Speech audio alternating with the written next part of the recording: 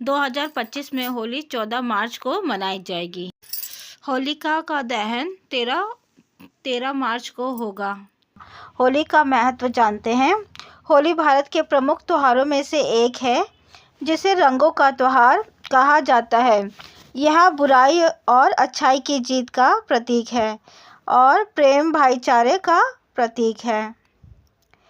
धार्मिक महत्व है होली का। यह त्योहार भगवान विष्णु और भक्त प्रहलाद की कथा से जुड़ा है, जिसमें असुरराज हिरण्यकश्यप की बहन होलिका आग में जलकर नष्ट हो जाती है, जबकि भक्त प्रहलाद सुरक्षित रहते हैं।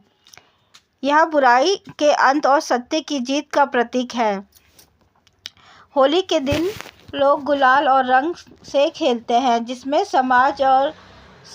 समाज में प्रेम और समरसता बढ़ती है। यह दिन दुश्मन भी गले लग जाते हैं। कृषि और मौसम से जुड़ा महत्व है। होली बसंत ऋतु के आगमन का प्रतीक है। यह नई फसल के स्वागत का पर्व है, विशेषकर उत्तर भारत में, जहां गेहूं और चने की फसलें तैयार होती हैं। होलिका की कथा सुनते हैं। होलिका दहन। होलिका की कथा।